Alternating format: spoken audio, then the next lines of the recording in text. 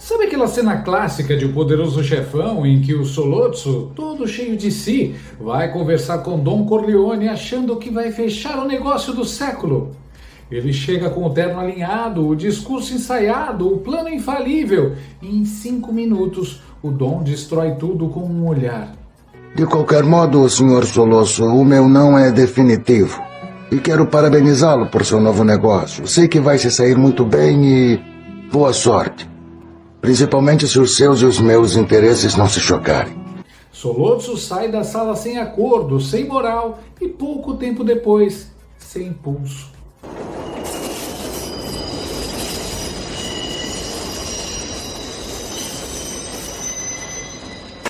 Pois é, ontem o nosso chanceler Mauro Vieira foi o Sollozzo da vez. Entrou na reunião com Marco Rubio achando que ia negociar o fim das tarifas e mostrar a nova diplomacia do Brasil democrático. Saiu de lá sem acordo, sem respeito e com a expressão de quem acabou de ouvir. Não foi nada pessoal, Mauro. Foram apenas negócios. Enquanto Don Corleone cubano mantinha a compostura e o poder, o nosso Mauro parecia o estagiário tentando vender salada para um tigre. O resultado? Um fiasco digno de Oscar. O poderoso chefão americano olhando friamente e o chanceler brasileiro tentando achar a porta de saída, de preferência sem tomar uma bala metafórica no ego.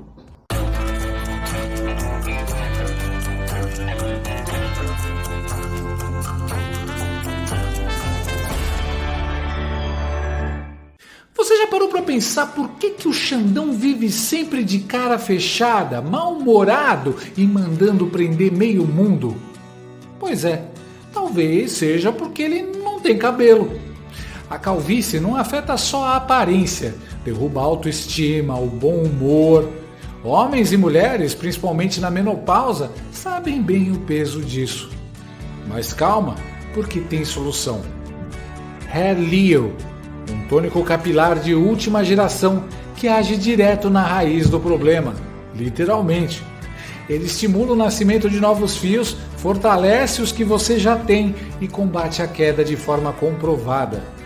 É fácil de usar, indolor e indicado para todas as idades. E atenção, que ligar agora para o número que aparece na tela garante um super desconto de 70% e ainda leva um brinde especial. Entrega rápida, resultados rápidos. Então peça já o seu Hair Leo e recupere seu cabelo e sua autoestima, porque a última coisa que o mundo precisa agora é de mais um Xandão.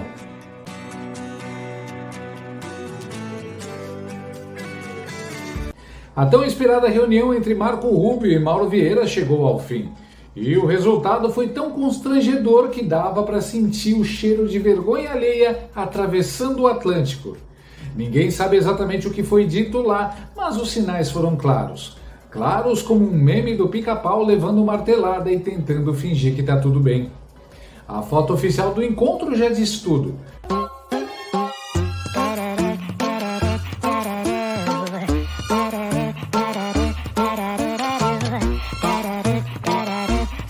Acuado, submisso, olhando para o Rubio como quem pensa: Será que eu devia ter ficado em casa vendo novela?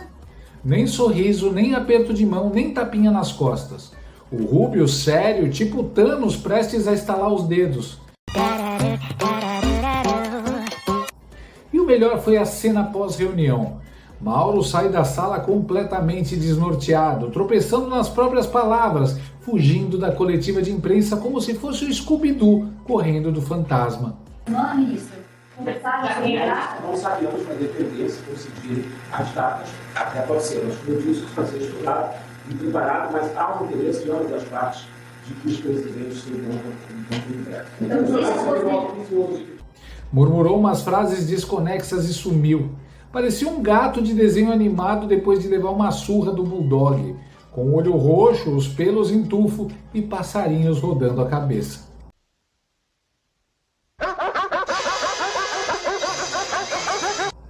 Mas é claro que a velha imprensa correu para corrigir a narrativa. Segundo eles, o encontro foi um sucesso. Sim, um sucesso do tipo Titanic. Começou bonito, terminou afundando com todo mundo dentro.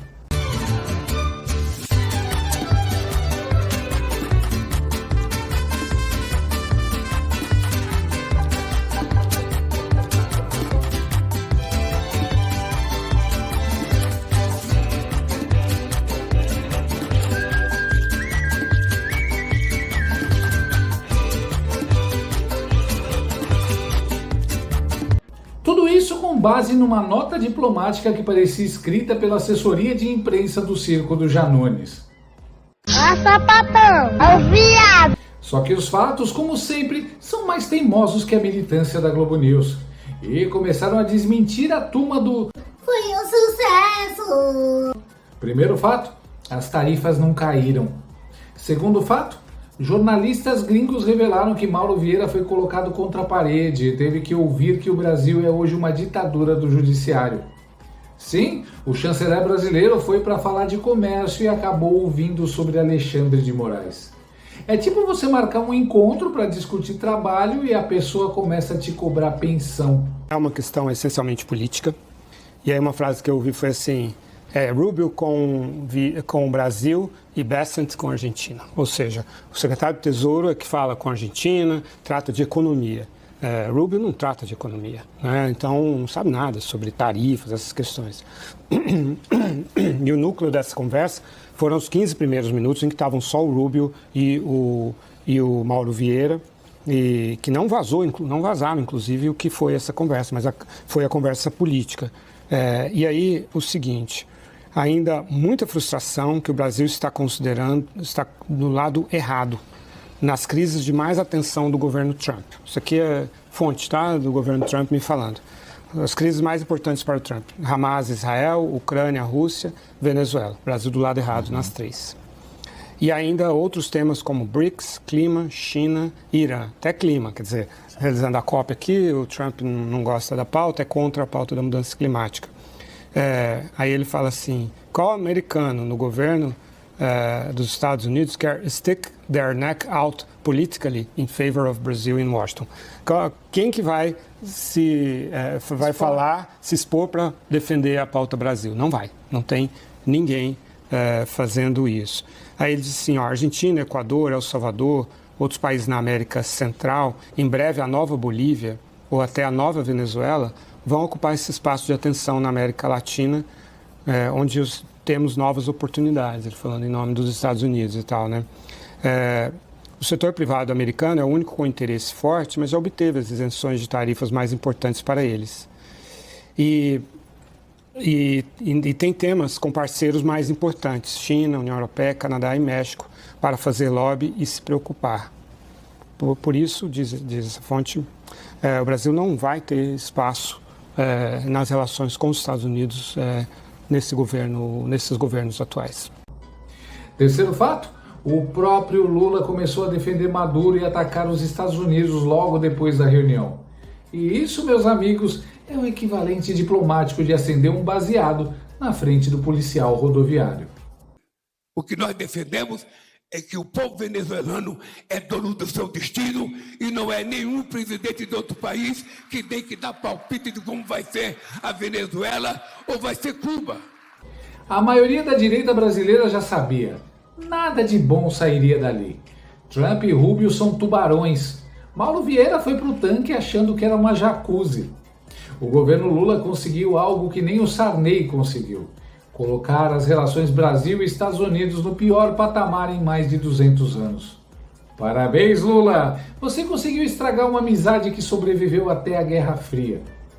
O Brasil, que sempre foi o aluno meio bagunceiro, mais simpático da sala, agora virou o repetente que cola nas provas, cheira a cola no banheiro e ainda ameaça o professor com um canivete. De país neutro, passamos a adversário estratégico. Tudo graças ao gênio iluminado de Celso Amorim, o Yoda da diplomacia petista, que acha que falar com Maduro é construir pontes. Pontes? Amorim constrói pontes com dinamite. Mas calma, tem uma distinção importante aqui. Diplomacia é o meio, política externa é o conteúdo. E enquanto os Estados Unidos sabem exatamente o que querem, poder, influência e lucro, o Brasil não sabe nem o que vai pedir no almoço. O Itamaraty de hoje parece aquele aluno que apresenta o trabalho sem saber o tema. Qual é o objetivo do Brasil? Paz mundial, sustentabilidade e cachaça artesanal. Os americanos sabem o limite do aceitável, e o limite foi ultrapassado com a Venezuela. Por isso eles romperam relações diplomáticas. Já com o Brasil estão tentando um degelo. houve de fato um degelo, o Brasil foi muito disposto a conversar. Me parece que Mauro Vieira, o nosso chanceler, saiu de lá para almoçar um tanto atabalhoado, atordoado. Só que degelo não é amizade. Degelo é quando você descongela a carne do freezer para decidir se ainda presta ou se vai direto para o lixo. E Rubio, que não nasceu ontem, sabe diferenciar o objetivo do princípio. O resultado concreto da conversa? Zero. Nenhuma concessão. Os Estados Unidos continuam achando que a Venezuela é um narco-estado comandado por um criminoso. Continuam dizendo que o problema das tarifas do Brasil é político, não comercial. E continuam com a política de sancionar quem viola direitos humanos, persegue opositores e usa o Estado para se perpetuar no poder. Traduzindo, Lula, a gente sabe o que você e o Careca estão aprontando. Mas a mídia? A mídia transformou esse fiasco num musical da Broadway. Um degelo histórico, um passo rumo ao diálogo. Diálogo? Mauro Vieira saiu da reunião sem saber a direção da porta. O homem estava mais perdido que o John Travolta chapado em Pulp Fiction.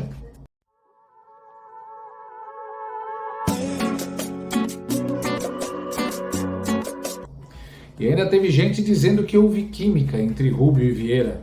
Química? Só se for essa química.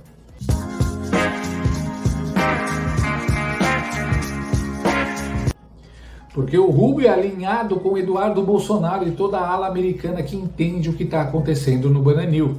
O resto é teatrinho. E por falar em Eduardo Bolsonaro, aí vem a parte mais hilária da reação da velha imprensa à reunião.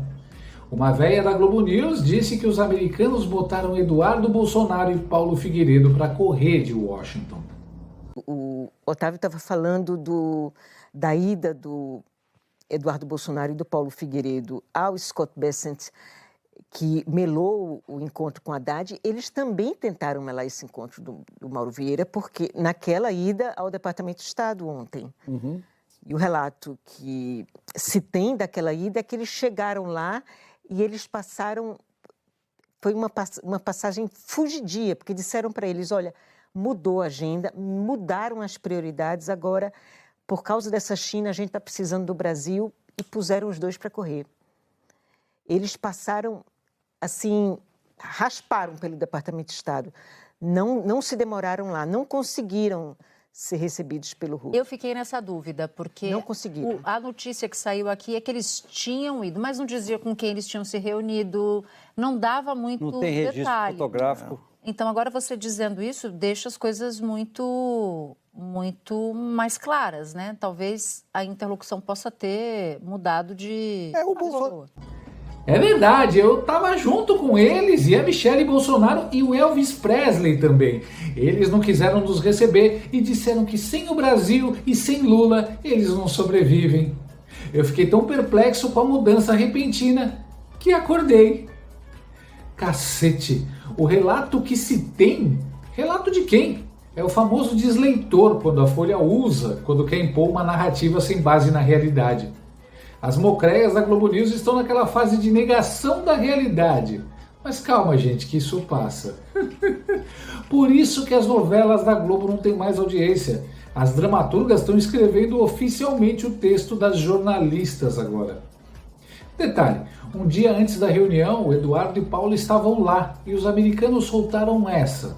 Specific about Brazil, there's actually two regimes at place right here. There's the reciprocal tariff rate of 10% on Brazil, which everyone in the world has, which we're trying to do to control the global trade deficit, which is a huge problem for us. Then on top of that, there's a 40% tariff on Brazil, and that's under a separate emergency, and this is related to extreme concerns with rule of law, censorship, and human rights in Brazil, where a Brazilian judge has taken it upon himself to order U.S. companies to censor themselves, giving them secret orders to manage the flow of information, rule of law with respect to political opponents in Brazil. And so when the... And the unlawful detention of U.S. citizens who were in Brazil. A reação do Eduardo Bolsonaro ao que a véia disse foi uma tratorada. Olha, eu já vi gente mentir, mas igual essa senhora aí da Globo News, ela se coloca, sei lá, no top 5 das fake news. Meu Deus, que capacidade de inventar lorota. Nem acertar a minha posição na fila de filhos do Jair Bolsonaro ela conseguiu. Minha senhora, eu sou o 03, não o 02. Mas conte aí, o que o Mauro Vieira conquistou ontem, além de um sonoro "o problema é político, não meramente comercial"? A do Paulo Figueiredo foi hilária. Ha! Quem é essa baranca doida? Como pediram para nos retirar se fomos lá por 2 dias seguidos por horas? A internet, claro, rolou de rir.